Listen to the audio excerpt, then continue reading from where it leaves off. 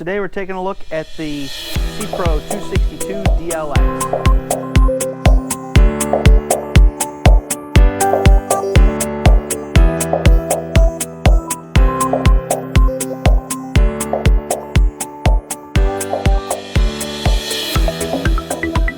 We'll start with the star of the show, twin 200 Mercuries. We're one of the few dealers that stocks it with Mercuries. We also can offer this boat to you in Yamahas as well. We did it in white 200s. One thing Mercury has done nicely too is you have this hatch here. You can check your oil without having to pull the whole hood off. It ensures you take good condition of your engines before you go for a run. Next, one thing I want to talk about on this particular boat, and all C-Pros for that matter, is they have a one-piece drain system where instead of having multiple through hulls throughout the boat, your scuppers and everything drains into one big pipe down here. Actually, once you get to a 26, there's two of them for better drain flow. Also, you'll notice you see some smooth gel coat in there, and all the wires are tucked up and have nice rhyme and reason. Moving our way from the front to the back, or excuse me, the back to the front, we got our door to walk through. And as we get in here too, you'll see we have a huge storage spot. I would probably put dock lines, anything that's okay to get wet. Also, anything that's a hatch like this, these are all insulated. You could certainly fill them full of ice and use them as a cooler if you chose to. Making our way through the boat here, we have a live well and also a live well here, so two live wells. You open up this hatch and you actually have a freshwater washdown hose, so that if you're fishing, you can keep the flies down, get the blood out of here, or maybe if you're going to the sandbar or something, you get the sand off, you keep you a little clean, keep the dirt down on the boat, all that good stuff. Because this is a DLX model, we have this flip up, flip down seat here. This is nice for going to the sandbar or putting your butt in a spot to get to the fishing spot. It does flip up and get out of the way so that when you do get to the fishing grounds, you have optimal spacing so you can fish the deck. And then one thing I want to point out too on a C-Pro, the nice fit and finish. Most salesmen don't like showing off the bilge of a boat, but I think C-Pro does a really nice job. Notice the smooth gel coat, all the wiring has rhyme and reason. It's a decent sized hatch, so if you, God forbid, needed to do some work in there, you could. It's battery access as well, so you have good access to your batteries. So if you wanted to remove them for the winter, you certainly could. Moving forward in the boat, these are cup holder, rod holder combos, so you can certainly set your beverage in there or put your fishing pole. And then as I mentioned earlier, you do have an additional live well. And then on either side, you do have some nice storage here. So you can put some bait, sunscreen, what have you, all that good stuff. There's safety gear in there right now. Dock lines. Then you have a nice armrest that flips down here as well. And then if you notice in the side here, you got a spot for your pliers, maybe a knife, some hooks, so you can set some leaders up, all that good stuff. In the floors here, we have some big kill boxes or storage areas, so you can throw fenders, dock lines, or you can fill it full of ice and put your catch in there if you certainly wanted to. Also, when you're down there, you might notice you have some toe kicks. So when you do hopefully get a big fish on the line, you can lock yourself in and not feel like you're going to fly in overboard, so you have some stability, all that good stuff. And then on this side, jumping around a little bit here, we got a raw water washdown. That is lake water. The one I showed you in here is freshwater versus lake water, so maybe you didn't bring water with you, but you wanted to get rid of the walleye blood, you could certainly hook a hose to that. Large Audison subwoofer, so this has a premium sound system. We also have combing bolsters, but notice it opens up here for our dive door, which is pretty slick. You do have a spot here to put a ladder in, so if you are diving, you certainly could do that, or if the kids are just swimming at the beach, it's a lot easier to get in and out of the water with that ladder than the one at the transom. You do have another ladder at the transom that is fixed. It's covered up by the scaffolding here in the showroom today though. Moving forward to the helm here, in my hand here, this boat has Dometic switching. So instead of, you notice you don't have any switching and all that, it's all digital, and it is through Dometic, which is a good household name. It's very familiar in the boating industry. So for example, I have my spreader lights here. If I hit this, the lights up top come on and off. We also has our courtesy lights. So I'll shut the spreaders off. Notice when I hit the courtesy lights, you have speakers, or excuse me, lights in the speakers as well as through the decks.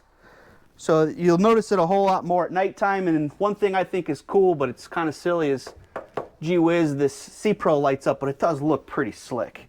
You can also deploy your windlass from here, as well as turn your live well on and off, and then you have your horn button as well.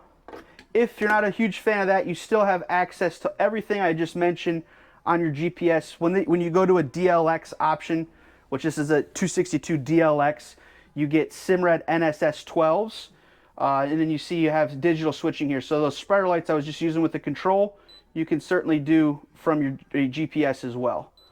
Hardtop lights, all that good stuff. So anything that's an option on the boat can be controlled through this. You can do it vice versa. So example, this one I have on a GPS, we can hit the pages button. I can hit Dometic on board, and it's going to show the same system. There it is.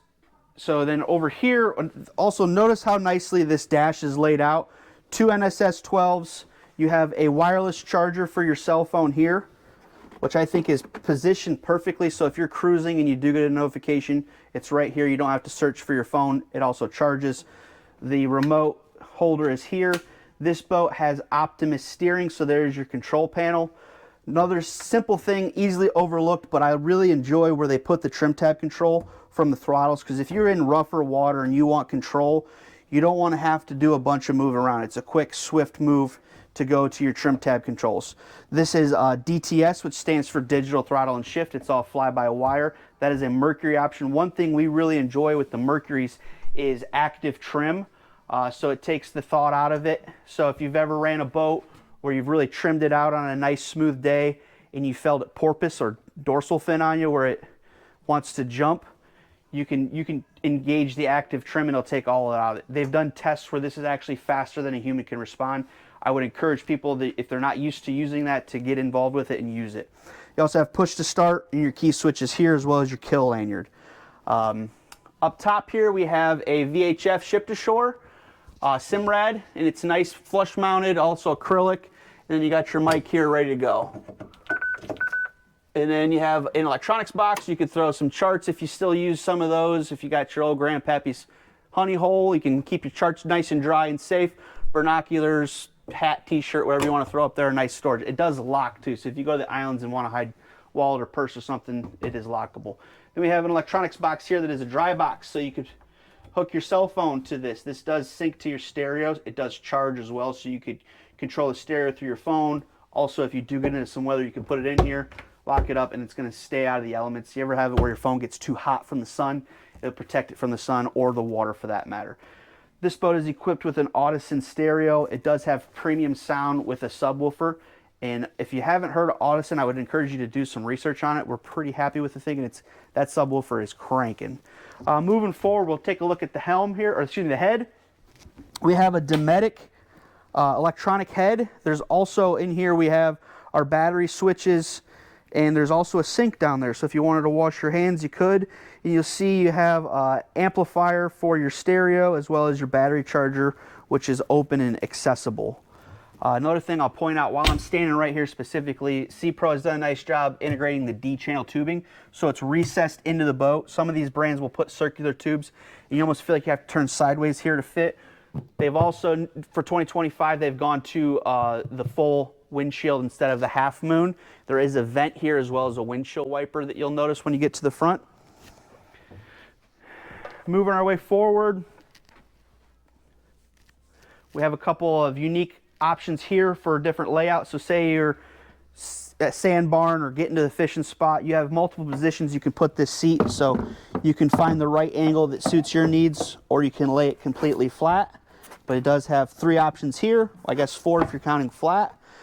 Or you have this one, which would be a 5th option. This also is removable and becomes a rod holder, cup holder combo. And it also, when you remove this, it opens up this aisleway a little bit more. It gives you a little bit more space to get through. If you're working a rod and you're getting in aggressive fishing, you can get that out of the way. Big storage compartment in here as well. We have a base to a table. This right now is in as a filler cushion, but it can be used as a table as well.